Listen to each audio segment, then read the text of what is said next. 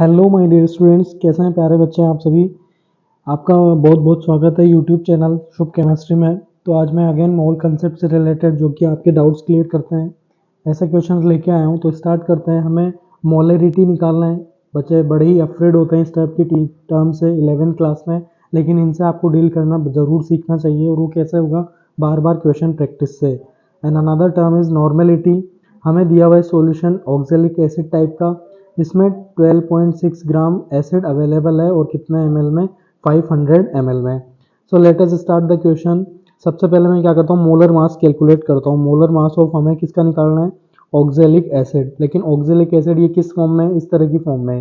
यानी पूरे oxalic acid का मास निकालता हूँ। सबसे पहले ट्वाइस H2 का मोलर मास कितना होता है, 18।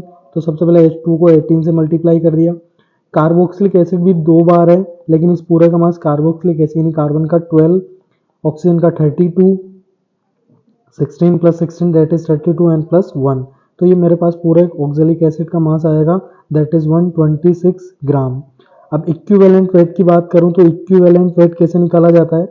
इक्विवेलेंट वेट को निकालने के लिए molar mass divide by n factor होता है। तो एन फैक्टर हमें ऑक्जेलिक एसिड का कितना लेना पड़ेगा, एन फैक्टर एसिड का होता है 2H प्लस, क्योंकि 2 मोल्स अवेलेबल हैं तो कितने H प्लस देगा यहाँ पर, 2H प्लस देगा। यानी यही हमारा क्या हो गया, एन फैक्टर। तो मोलस मास 126 है, एन फैक्टर 2 से डिवाइड किया तो ये मेरे लिए क्या हो गए, ग्राम इक्विवेलेंट्स आ चुके हैं। अब किसी भी रिएक्शन में या किसी भी प्रोसेस में ग्राम इक्विवेलेंट से हम क्या डील करते हैं, हम मोलरिटी या मोलरिटी को डील करते हैं। यानी मोलरिटी इज इक्वल टू, क्या लिख सकता हूँ मैं, सोल्यूट के मोल्स यानी weight of solute divide by molar mass. ये मेरे पास क्या आ गया, मोल्स। लेकिन ये किसमें होने चाहिए, 1000 और volume of solution.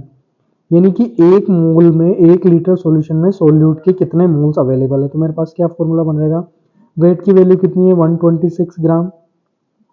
Molecular weight भी कितना आता है, 126 ग्राम। और 1000, क्यों 1000 में कन्वर्ट किया, मेरे को किस में कन्वर्ट करना है, मिलीलीटर में, तो इसलिए 1000 मैंने किया।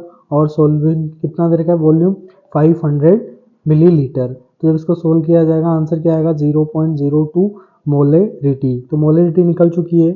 नॉर्मेलिटी निकालने के लिए क्या करूं, मोलेरिटी इंटू एन फैक्टर होता है क्या, तो मोलेरिटी इंटू एन फैक्टर मैं फॉर्मूला लगाता हूँ। एन फैक्टर ऑलरेडी 2 निकल चुका है, तो 0.02 into 2, what will be the answer? The answer will be 0.4 normal. I hope it is clear to all of you. Thank you guys.